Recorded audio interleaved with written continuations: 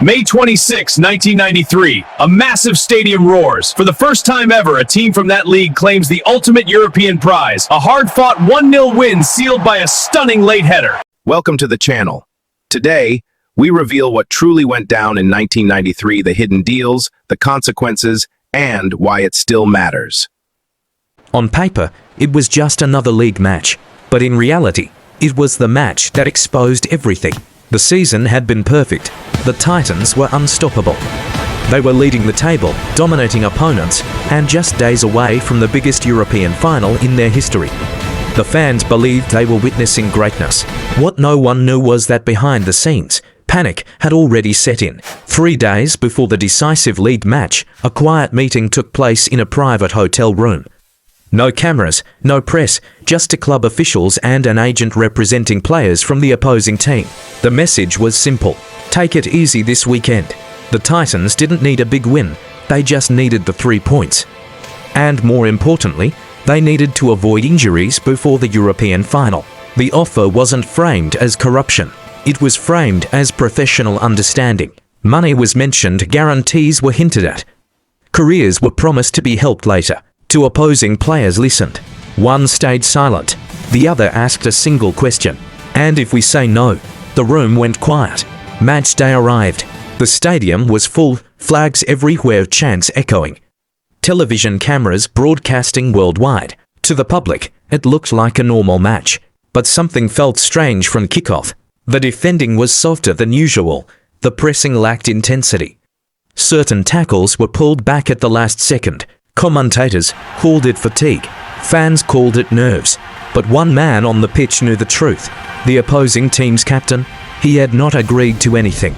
He had not taken any money. And when he looked into the eyes of 2 of his teammates, he saw something he couldn't ignore: guilt. In the 89th minute, it happened.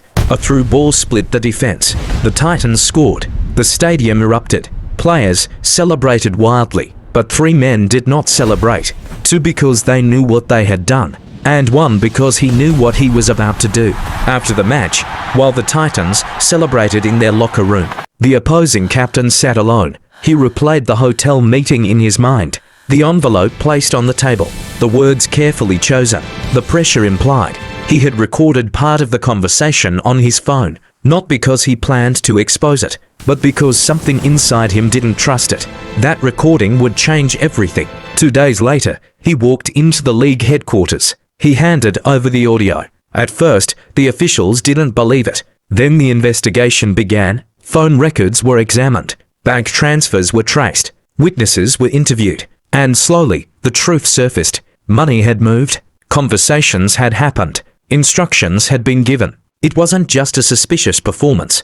It was a coordinated attempt to influence a professional football match. When the story broke publicly, it exploded. Headlines across the country called it betrayal. Fans demanded justice. The Titans denied everything at first. They called it jealousy. They called it lies. But the evidence was undeniable. The audio recordings were real. The financial trails were real. The meetings were confirmed. The consequences were brutal. The Titans were stripped of their league title. Their president resigned in disgrace. Key officials were banned from football. Several players faced suspensions. And the European final they had been preparing for? It no longer felt like glory. It felt hollow.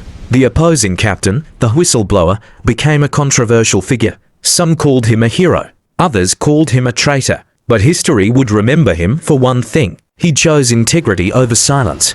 Years later, documentaries would revisit the scandal. Former players admitted the pressure they felt. Some confessed they were afraid of losing contracts. Others said they convinced themselves it wasn't really cheating. But everyone agreed on one thing: that 89th minute goal was never just a goal. It was the moment a secret collapsed. Football is a game of passion, but it is also a game of power.